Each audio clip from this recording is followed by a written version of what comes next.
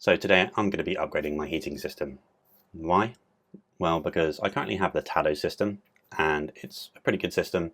It has some nice energy monitoring and saving features, but I have a few problems with it. The first is one that I think affects all products of this type, and that's the radiator valve. It sits too close to the radiator, and so it thinks that the room is up to temperature long before it actually is. So you need an add-on thermostat. And that brings me on to problem number two. They're way too expensive. Even on sale, I can get this, an electronic radiator actuator, and this, a Sonoff MINIR4M Extreme Wi-Fi relay, and this, a Sonoff Zigbee temperature and humidity sensor.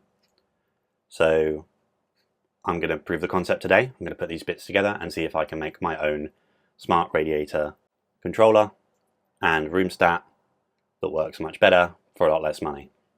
Let's dive in. So the very first thing I'm going to do, since the Sonoff MINIR4M Extreme is Matter enabled, is I'm going to set it up in Apple Home. So here I've simply wired it up to a plug, which will allow me to power it up while I add it to my home. And here I've just scanned the barcode on the back and I'm waiting for it to add into Apple Home.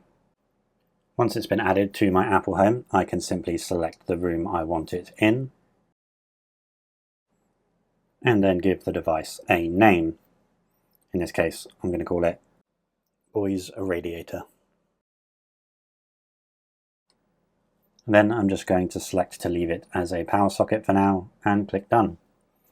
And now we can see in the list of devices at the bottom here, we have Boys Radiator, and it has omitted boys from the front because it's in the boys room, which Apple Home automatically does, and we can toggle it on and off here. Since I automate everything in my home using Home Assistant, the next thing I'm going to do is open the device accessories and turn on pairing mode and copy the code, and then head over to the Home Assistant app, add a new Matter device that is already set up in another ecosystem, select Apple Home and paste in the code we got from the Apple Home app.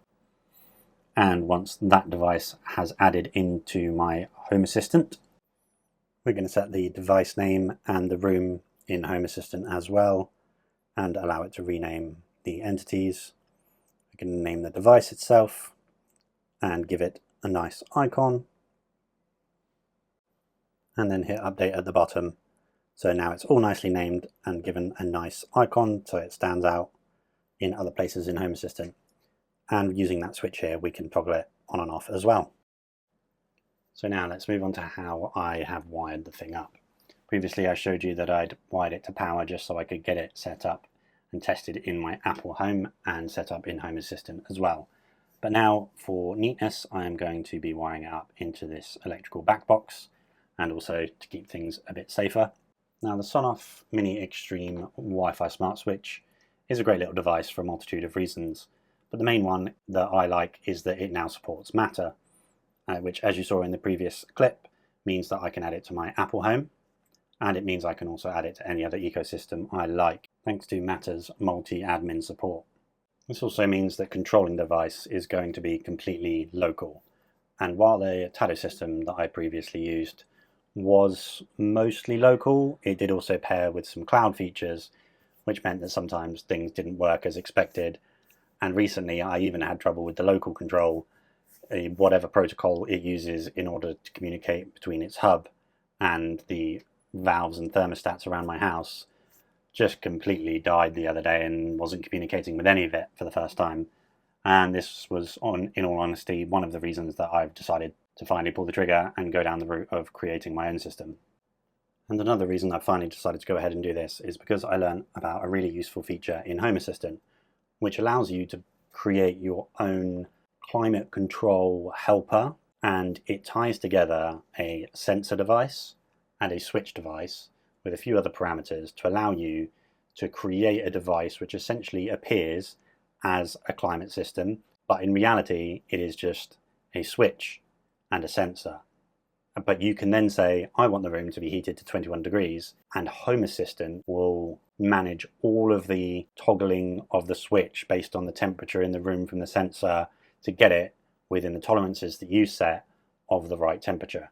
rather than you having to create a bunch of automations to say if it gets above this temperature and below this temperature. And it also means it's much easier to control when you want to manually control it, and even pass it through to the likes of HomeKit to allow you Siri control over the temperature of the room. So let's go ahead and show you how that's done. You head to Settings, Devices, and Helpers, and create a new helper. In here we have a generic thermostat, and if you click on that, you'll be able to give it a name. So in my case, I'm going to call this Boys Heating. Next up, we have whether or not you want it to be a cooling device, which I don't, and then we can select the thermostat device, which we will be using to read the temperature of the room. Afterwards, we have the switching device, which is the device we just set up in my case. And we have a couple of other parameters here for the tolerances of how close within that temperature range you want to be.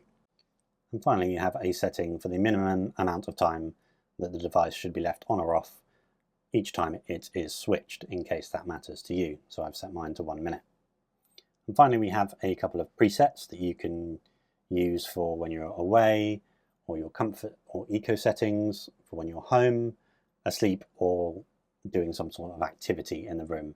And these are quick presets to set it to certain temperatures quickly later on. Once you've hit finished, that's all done. We can go ahead and search for it in the helper list. And if we click on it, we bring up the heating controls. So these two devices are now cleverly grouped together in such a way that it appears as a climate control device. And we can set the temperature and the mode just like any other climate control device. And Home Assistant will automatically manage toggling that device on or off to reach the desired temperature. So at the moment, it's lower than the current temperature, so it's not doing anything. But if I set it higher up, it will switch to heating and turn the switch on.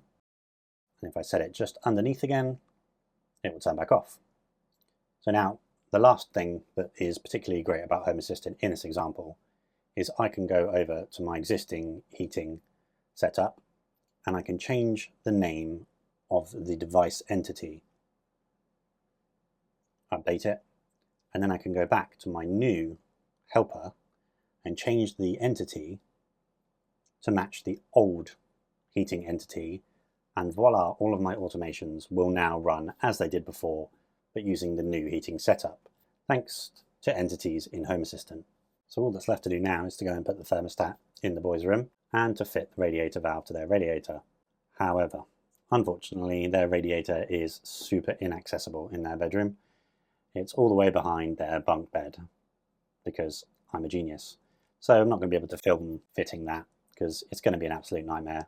I know it is. So I think it's best we all just assume that I smashed it and move on. So there we have it. One completely revamped heating system setup. So I'm going to slowly go around doing this in all of the rooms in my house. We have radiators in the 3 bedrooms upstairs, and we have 3 underfloor heating zones that take the same electronic actuator, and I'm actually already using this in my bathroom zone because that's a much simpler setup anyway. And I had another problem with the Tado valves, which was that they are quite wide and I couldn't fit 3 next to one another on the manifold for the underfloor heating system. So that's another reason to swap over to this setup. And the final reason is batteries. I keep having to change batteries, not any more often than I should. It's sort of like once or twice a year, but I really hate disposable batteries.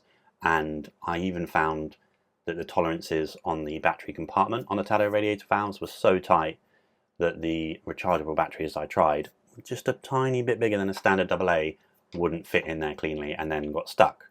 I actually injured myself trying to get the thing back out. So the final nail in the coffin was the latest round of batteries starting to die. So that's why I did my boy's bedroom first, because the batteries in that one had died, and rather than changing those, I thought I'd upgrade it. If you guys like this video, remember to like, follow me, subscribe.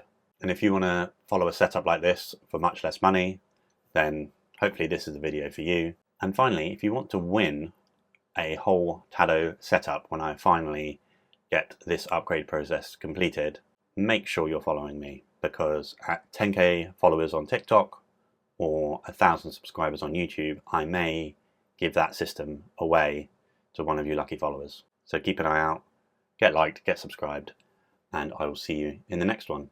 Remember, home is where the smart is.